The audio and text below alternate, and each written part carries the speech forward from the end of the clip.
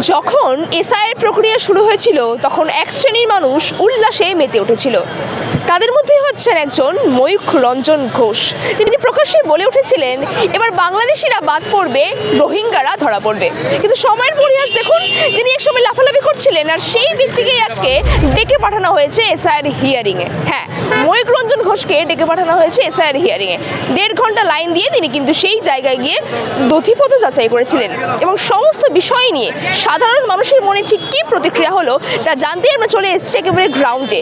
সাধারণ মানুষ কি বলছেন এই এসআইয়ের হিয়ারিংকে কেন্দ্র করে এবং সাধারণ মানুষ যেভাবে হয়রানির শিকার হচ্ছে নথিপত্র যাচাই করা নিয়ে, দেখুন মানুষ কি বলছে।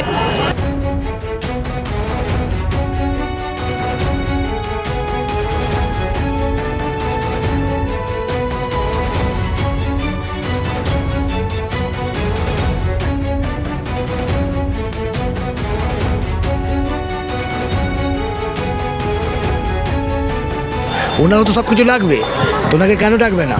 ডাকা উচিত, ডাকেছে, ভালো করেছে। সঠিক হলে ভারতবাসী, আর সঠিক যদি না হয় তাহলে বিদেশি। আমরা কোনো কর্পোরেট সংস্থা বা রাজনৈতিক দলের অর্থে পরিচালিত নই। স্বাধীন, নির্ভীক ও সত্যনিষ্ঠা সাংবাদিকতা চালিয়ে যেতে আপনাদেরই সাপোর্ট আমাদের একমাত্র শক্তি। আপনার যদি মনে হয় জিআই সত্য তুলে ধরছে, মানুষের কথা বলছে, প্রশ্ন তুলছে, তাহলে আপনার সামর্থ্য অনুযায়ী আর্থিক সহযোগিতা করে আমাদের পাশে থাকুন। রিপাবলিক বাংলার সাংবাদিককেও হিয়ারিং এর ডাক পাঠিয়েছে, বুঝলে? ও যখন এসআইয়ের প্রক্রিয়া শুরু হচ্ছিল তখন লাফালাফি করছিল, বলছিল যে এই যে রোহিঙ্গা বাদ যাবে, কোটি কোটি রোহিঙ্গা বাদ যাবে। এবার ওকেও তো হিয়ারিং এ ডেকে পাঠিয়েছে, কি বলবে? এবং যদি বাংলাদেশি হয় তাহলে কাগজপত্র দেখাবে, আর ইন্ডিয়ান যদি হয় তাও কাগজপত্র দেখাবে। কি মনে হচ্ছে কি বাংলাদেশি? এখন দেখেছে মানে কাগজপত্র ভুল আছে, এখন সঠিক যদি দেখাতে পারে ভালো, না দেখাতে পারলে বাংলাদেশি হবে। আবার কি ডিটেনশন ক্যাম্পে পাঠিয়ে দেবে? না, এখন ওসব তো এখন সরকার তো এখন কী হবে না হবে এখন তো কিছুই বলা যাচ্ছে না যে কোথায় নিয়ে যাবে না যাবে। আর ইন্ডিয়ান কাগজপত্র দেখাতেই হবে। তুমি খুশি এসআইআর এ? হ্যাঁ, খুশি তো। আমি ইন্ডিয়ার লোক, তো আমি খুশি হব না? আর বাংলাদেশি লোক বাংলাদেশি যাবে, ইন্ডিয়ার লোক ইন্ডিয়ায় থাকবে। যদি কাগজপত্র সঠিক থাকে হবে। এটা তোমাকে ডেকে পাঠিয়েছে? না, আমাকে ডাকিনি, আমার হয়তো ছেলেকে ডেকেছে আজকে। কেন? ভিডিও নামের ভুলের জন্য। রিপাবলিক বাংলার সাংবাদিক লাফালাফি করছিল যখন এসআইআর শুরু হয়েছিল। তিনি বলেছিলেন যে এই তো সব বাংলাদেশিদের এবার তাড়িয়ে দেওয়া হবে, ভারত এবার ভালো করে মানুষজন থাকতে পারবে, ব্যবসা বাণিজ্য ভালো হবে। সেই জায়গায় দাঁড়িয়ে দেখতে পাচ্ছি কি এসআইআর এর হিয়ারিংয়ে তাকেও আবার ডেকে পাঠানো হয়েছে। তো পরিচয়পত্র ঠিকভাবে লাগবে, তো ওনারও তো সব কিছু লাগবে, তোনাকে কেন ডাকবে না?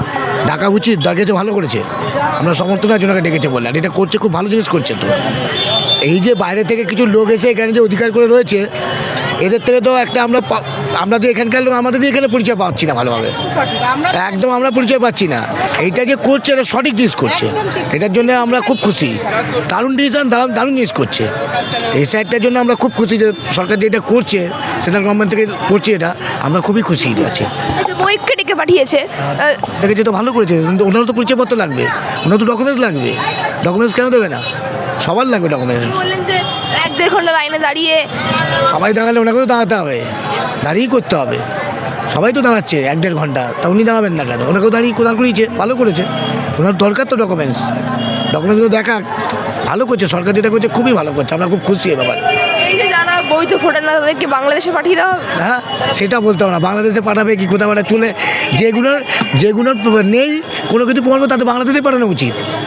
কারণ আমরা এখানে কিছু করে খেতে পারছি না, তাই তো জায়গা দখল করে বসে আছে, উইদাউট পারমিশন ছাড়া, উইদাউট ডকুমেন্টস ছাড়া এখানে বসে আছে। ময়ূখ রঞ্জন ঘোষকে চেনেন? ভীষণভাবে, একদম। আমার তো ওই চ্যানেলটা সব থেকে ফেভারিট চ্যানেল। কি বলছে? একদমই তাই। কেন? মানে এতটা সব দিক থেকে যা উনি বলেন, এটার জন্য একদম। ময়ূখ রঞ্জন লাফালাফি করছিল যখন এসআইআর শুরু হয়েছিল, এখন ওনাকেও ডেকে পাঠিয়েছে এসআইআর এর হিয়ারিংয়ে। লাইন দিয়েছেন 1.5 ঘন্টা। তাই নাকি? কিন্তু যাই হোক, আমার খুব ভালো লাগে ওনাকে। কি উনি বলেছিলেন না যে 1 কোটি রোহিঙ্গা বাদ যাবে যখন এসআইআর প্রক্রিয়া হবে, এখন তো ওনাকেও মনে কি বাদ দিয়ে দেবে বলে মনে হচ্ছে? না না না, মনে তো কেন মনে হবে? উনি এর প্রতিবাদ সব থেকে বেশি করেছেন। উনি কেন বাদ যাবে? এর প্রতিবাদ করেছে। এই যে আমাদের যেটা চলছে এখন এসআইয়ের যে বলছেন, সবাই যে বলছেন, উনি তো সব থেকে মানে যেটা উনি বলছে যে প্রোটেস্ট যেটা করেছে এই ব্যাপারে, উনি সবসময় বলছে যে এটা কোনো আমরা এই আমাদের যে সব থেকে প্রমাণ তো রয়েছে আমাদের কাছে, যদি প্রমাণপত্র সব থাকে তাহলে তো আমাদের কোনো বাদ দেওয়ার কোনো ব্যাপারই নেই। আর যাদের কাছে প্রমাণপত্র নেই তাদের তো বাদ দিতেই হবে, তাদের তো এখানে যেতেই হবে। এটা তো একদমই পুরো দমে মানে একদম অরিজিনাল কথা এটা।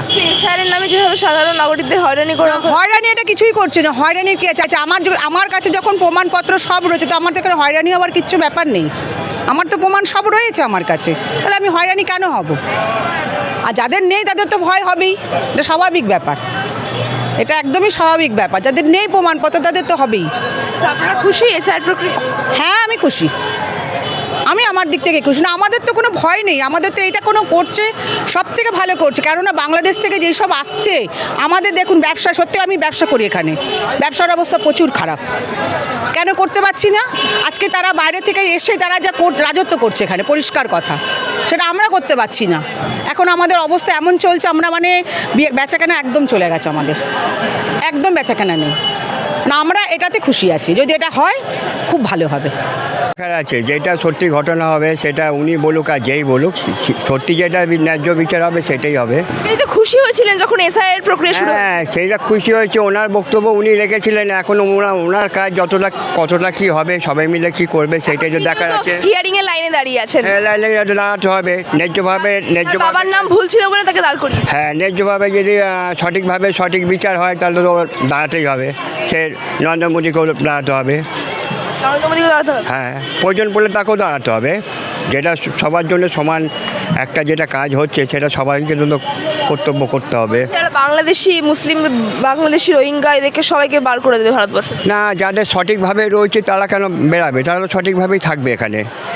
যারা বেঠিকভাবে রয়েছে তারা এমনি চলে যাচ্ছে, তাদের আর তো বার করতে হবে না, মানে এমনি চলে যাচ্ছে। এমনি চলে যাচ্ছে। কিছু কিছু কত ঘাঁটি ফাঁকা হয়ে গেছে এরকম, এই তো ঘটনা। হ্যাঁ না চলে যাচ্ছে। যাচ্ছেন? না যাচ্ছে না, কিছু কিছু জায়গা এখন ঘাপটি মেরে রয়েছে, কিছু কিছু জায়গা মুনাফা দিয়ে রয়েছে, লোকে এখানে সেখানে লুকিয়ে ঝুঁকিয়ে রয়েছে, তারা কোনো দিন যাচ্ছে না, বার করতে পারছে না, বেছে বেছে বার করতে পারছে না। এই যে এসআইয়ের প্রক্রিয়াটা হয়েছে, আপনারা খুশি এটাতে? এটা খুশি হয়েছে, এটা নাগরিক তো একটা পরিচয়পত্র আছে, আমরা যে নাগরিক সেটা 5 বছর এসআই করা উচিত, এটা হওয়া উচিত। প্রত্যেক 5 বছর এসআই করা উচিত, প্রত্যেক 5 বছর শ্রমিকরা গোনা, জনগণ গোনা উচিত, প্রত্যেক 5 বছর রাজনীতি দলের নেতাগুলো চেঞ্জ করা উচিত। এই যে সাধারণ নাগরিকরা হয়রানি হচ্ছে, হয়রানি মানে কি, সাধারণ মানুষদের যারা খেটে খাচ্ছে ওই সামান্য পয়সা দিয়ে মন ভোলাচ্ছে, কিন্তু অত পেট চলছে না, কর্মস্থান নেই। আমাদের এখানে যেটা পেন প্রয়োজন হচ্ছে কর্মস্থান নেই, সব এটা করো সেটা করো অমুক করো, বড় বড় লেকচার দিচ্ছে, ওদের কাজের কাজ কিছু নেই, কোনো কলকারখানা নেই। রিপাবলিক বাংলার এক সাংবাদিক ময়ূখ রঞ্জন ঘোষ, তাকেও ডেকে পাঠানো হয়েছে হিয়ারিংয়ে। তিনি যেটা বারংবার করে বলেন যে এসআইয়ের সবাইকে ডেকে পাঠানো হবে, যারা রোহিঙ্গা বেছে বেছে তাদেরকে বাদ পড়া হবে। তাহলে কি এখন ময়ূখ রঞ্জন কি রোহিঙ্গা হচ্ছে?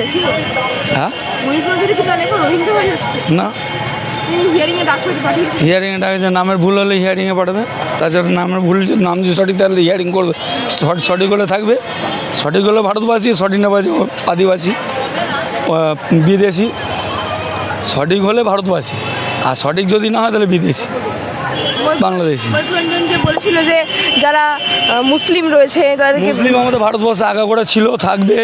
মুসলিম এটা আমাদের ভারতবর্ষ গণতান্ত্রিক রাষ্ট্র, সবার থাকার অধিকার আছে। তা বলে এই না যে বাংলাদেশি পাকিস্তানি এসে উদ্বাস্তবরা এসে বসবাস করবে, এটা তো না। আমাদের বিহার আছে, উড়িষ্যা আছে, আমাদের ভারতের মধ্যে যারা বাসিন্দারা আছে তারা থাকুক না, কলকাতা থাকতে হয়। আমাদের পশ্চিমবাংলার মানুষরা বিহারেও চাকরি করছে, ঠিক আছে, বিহারের মানুষরা পশ্চিমবাংলা চাকরি করছে, তারপরে তাদের জন্য কোনো প্রবলেম না। প্রবলেম হচ্ছে পাকিস্তানি বাংলাদেশি, এটাই প্রবলেম। এদের জন্য তো হিয়ারিংয়ে ডাকবে, একবার জানানো 10 বার হিয়ারিংয়ে তাদের ডাক দিকে বাদ দিয়ে। বাংলাদেশি রোহিঙ্গাদের নিয়ে সমস্যা, বাংলাদেশি রোহিঙ্গাদের নিয়ে সমস্যা। হ্যাঁ বাংলাদেশি রোহিঙ্গাদের, পাকিস্তানি রোহিঙ্গাদের সমস্যা। আমাদের ভারতীয় নাগরিক ভারতীয় বিহারেও থাকতে পারে, গুজরাটে থাকতে পারে, ইউপিতে থাকতে পারে, সব জায়গায়, সেটা ভারতের মধ্যে তো থাকতেই পারে, কর্মসূচিতে বাসস্থান থাকতেই পারে। এই যে এসআইয়ের হিয়ারিং হচ্ছে, এতে আপনারা খুশি?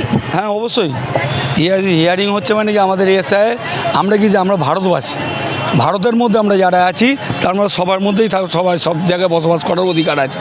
এটা গণতন্ত্র রাষ্ট্র, এটা শুধু আমাদের পাকিস্তানি থাকবে বলে এরকম, পাকিস্তানি কোনো মতেই থাকবে না, বাংলাদেশি কোনো মতেই থাকবে না।